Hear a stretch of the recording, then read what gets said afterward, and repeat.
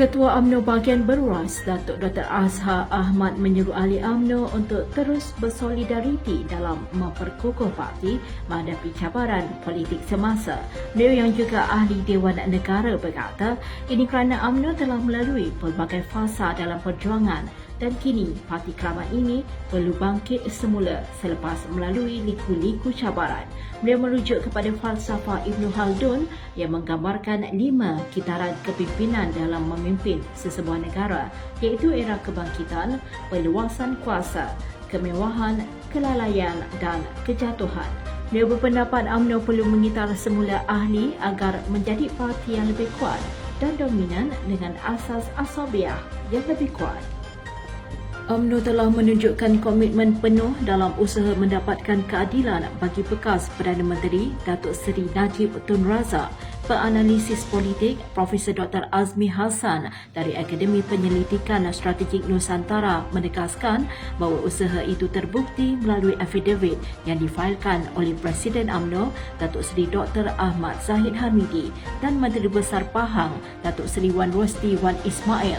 Beliau berkata kewujudan titah addendum yang menjadi isu utama telah disahkan melalui keputusan Mahkamah Rayuan baru-baru ini.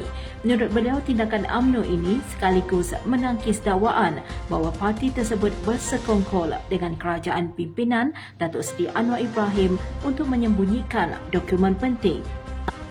Ketua Penerangan UMNO Malaysia, Datuk Seri Azalina Othman Said mengingatkan rakyat, khususnya ahli parti, agar tidak membuat spekulasi berkaitan isu titah addendum Datuk Seri Najib Tun Razak bagi mengelakkan sebarang subjudis. Beliau yang juga Menteri di Jabatan Perdana Menteri, Undang-Undang dan Reformasi Institusi menegaskan keputusan Mahkamah Rayuan untuk memulangkan isu tersebut kepada Mahkamah Tinggi perlu dihormati. Beliau memaklumkan pada 13 Januari ini, Mahkamah Tinggi akan menetapkan tarikh perbicaraan terbaharu dan menyerahkan kepada Mahkamah untuk menentukan sebarang penentuan. Beliau yang juga ahli Parlimen Pengarang menegaskan bahawa isu utama adalah kewujudan titah addendum yang telah disahkan oleh Mahkamah Rayuan. Namun kesahan dokumen itu akan ditentukan melalui proses undang-undang seterusnya di Mahkamah Tinggi. Timbalan Menteri Kerja Raya Datuk Seri Ahmad Maslan berkata, agensi kerajaan digalakkan membahagi-bahagikan projek besar kepada skop lebih kecil bagi membantu kontraktor kelas T1 yang menghadapi kekurangan projek. Beliau mencadangkan pendekatan ini melibatkan agensi seperti Lembaga Kemajuan Johor Tenggara Kejora dan Lembaga Kemajuan Kelantan Selatan Kesedar untuk memberi peluang kepada lebih banyak kontraktor kecil. Katanya projek seperti pembinaan dewan, balai raya dan surau di kampung boleh dilaksanakan dalam skop yang lebih kecil agar lebih ramai kontraktor G1 dapat manfaatnya. Menurut Ahmad, 450 juta ringgit Malaysia telah diperuntukkan tahun ini untuk kerja penyelenggaraan jalan persekutuan di seluruh negara untuk diagihkan melalui sistem undian bagi memastikan keadilan.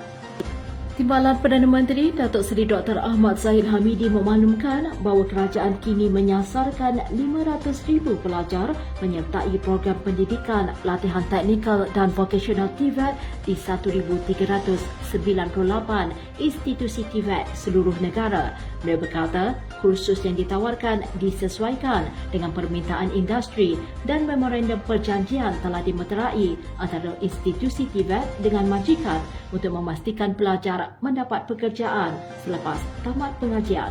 Terdahulu pada 30 Mei tahun lepas, Ahmad Zahid dilaporkan berkata, sebanyak 220 syarikat Cina menawarkan 5,125 kuota kepada pelajar Malaysia untuk menjalani latihan berkaitan TVET bagi jangka pendek, sederhana dan panjang sekaligus menjadi game changer dalam melonjakkan industri TVET di Malaysia.